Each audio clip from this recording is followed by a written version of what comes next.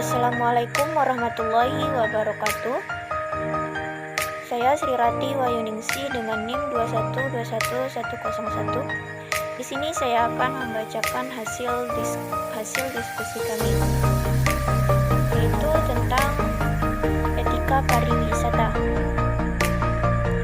Secara etimologi, kata pariwisata berasal dari bahasa Sanskerta yang terdiri atas dua kata, yaitu pari dan wisata. Pari berarti banyak atau berkeliling, sedangkan wisata berarti pergi atau bepergian. Atas dasar itu, kata pariwisata diartikan sebagai perjalanan yang dilakukan berkali-kali dari suatu tempat ke tempat yang lain, yang dalam bahasa Inggris disebut dengan kata tour. Sedangkan dalam bentuk pengertian jamak, kata kepariwisataan dapat digunakan kata turisme. Pentingnya pengembangan sektor pariwisata dalam kehidupan masyarakat modern. Rekreasi merupakan kebutuhan hidup manusia yang tidak dapat dihilangkan lagi. Hal ini berkaitan erat dengan kesibukan hidup sehari-hari yang pada akhirnya membutuhkan penyeimbang berupa kesantaian dan refreshing. Kebutuhan akan kesantaian dan refreshing ini perlu mendapatkan jawaban berupa bisnis, rekreasi, dan hiburan dalam hal sektor pariwisata yang berkepentingan. Dari sisi lain, pengembangan sektor pariwisata mampu mendorong pengembangan sektor-sektor lain, baik secara langsung maupun secara tidak langsung. Pengembangan kawasan pantai misalnya akan mendorong pengembangan bidang transportasi, baik berupa perbaikan jalan, road, angkatan kendaraan umum, perbaikan sarana jalan, dan angkatan kendaraan umum, mengakibatkan daerah di sekitarnya terbebas dari isolasi, yang pada akhirnya membawa pengaruh pada dinamika kehidupan penduduknya. Di samping itu, pengembangan sektor pariwisata membuka peluang bagi penduduk sekitarnya untuk meningkatkan taraf perekonomian melalui bisnis rumah makan maupun penginapan.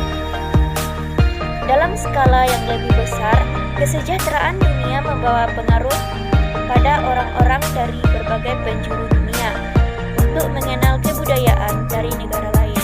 Salah satunya adalah dengan mengadakan perjalanan wisata. Keingintahuan ini menghasilkan keuntungan.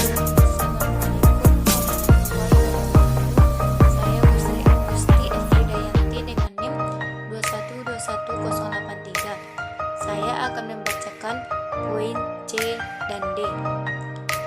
Pembangunan dan nilai budaya. Persoalan kompleks di sekitar pembangunan bangsa dapat kita pahami bersama, yaitu persoalan daya guna, keadilan dan kesejahteraan yang belum merata. Ada kelemahan yang mewarnai konsep pembangunan yang menekankan pertumbuhan ekonomi tinggi dan konsep Drizzt Dowen F. 2004, dan muncullah berbagai konsep pembangunan alternatif seperti Ekedevelopment yang memiliki oleh masyarakat bisa dan keadaan alam mewarnai ekosistem setempat dalam rangka memenuhi kebutuhan manusia yang tinggi dalam lingkungannya. Budaya modern membedakan dan menyepakati berbagai hubungan plastik, politik, ekonomi, budaya antara saat ini dan masa depan. Yang poin D, priwisata budaya. Banyak pakar budaya yang menganggap bahwa industri pariwisata berdampak. Poin F, etika di Sumatera Barat. Membangun Sumatera Barat tidak dapat dipisahkan dari pengukuhan dan pemantapan adat dan budaya masyarakat adat Minangkabau di Sumatera Barat dengan adagium adat Basandi Syarak Basandi Kitabullah.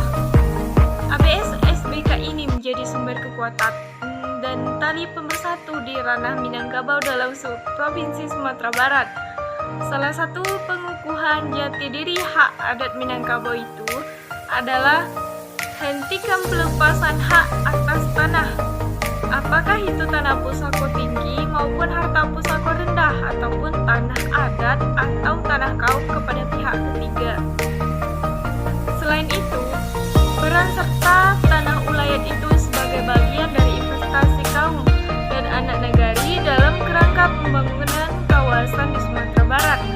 Untuk perwujudan itu, mestilah dirancang rencana pembangunan sumber yang tidak terpisahkan dari kaidah adat dan budaya masyarakat hukum adat Minangkabau dalam merealisasikan program pembangunan baik berskala regional maupun nasional oleh pemerintah daerah atau oleh pemerintah pusat di daerah Provinsi Sumatera Barat. Secara nasional, Sumatera Barat mesti dilihat dari sisi kesejahteraan sebagai satu dari daerah modal republik sejak awal NKRI berdiri, yang tentu saja semestinya diakui memiliki keistimewaan kultural dan historik dalam kehidupan berbangsa dan bernegara. Sesuai perkembangan zaman dan perubahan musim, terutama dalam pembangunan fisik nasional maupun regional di dalam Provinsi Sumatera Barat, maka mau tidak mau masyarakat adat Minangkabau sudah semestinya melakukan refungsionalisasi peran aktif dari Nini Mama, alim ulama, cadik pandai. Ketiga ini lebih dikenal dengan tali tigo sapilin atau tigo tungku sejarangan sebagai pagar adat budaya masyarakat hukum adat Minangkabau di Sumatera Barat. Dalam menghadapi dinamika pembangunan kawasan dan nasional saat ini, maka Sumatera Barat yang berbasis adat dan budaya Minangkabau mesti melakukan revitalisasi menyeluruh. Provinsi Sumatera Barat berbasis adat dan budaya Minangkabau adalah berfilosofi adat bersandi syarak bersandi kitabullah dengan berwujud 3 pilar, yaitu bersuku matrilineal. Bismillahirrahmanirrahim. Assalamualaikum warahmatullahi wabarakatuh. Nama saya Vidinda Olivia dengan NIM 2121097 akan melanjutkan poin E dan F, yaitu peluang alternatif lewat menghormati keragaman dan komunitas budaya. Secara umum, tradisi-tradisi budaya di Indonesia mengutamakan keselarasan hubungan-hubungan orang per orang dalam masyarakat yang dilandasi prinsip-prinsip rukun dan hormat. Artikulasi keselarasan itu berbeda dari masyarakat suku bangsa satu dengan yang lainnya, tetapi prinsip-prinsip kerukunan yang diwujudkan dalam aktivitas gotong royong dapat dijumpai di semua suku bangsa yang ada di Indonesia. Perjalanan perkembangan suatu kebudayaan dan masyarakat dalam sejarahnya tidak pernah tertutup dari persinggungan budaya-budaya lain, di mana kontak-kontak budaya regional atau antar benua sudah berlangsung dari zaman awal sejarah sampai sekarang. Melalui perkembangan komunikasi global, seolah-olah antar budaya kini menjadi tanpa batas. Kalau dilihat dari teori evolusi, maka perubahan-perubahan yang terjadi tersebut dapat dipandang sebagai suatu progres yang sejalan dengan proses evolusi dari masyarakat tradisional ke masyarakat modern. Dengan demikian, proses perubahan semacam ini dapat dialami hampir semua bangsa-bangsa di dunia, termasuk suku-suku bangsa di Indonesia.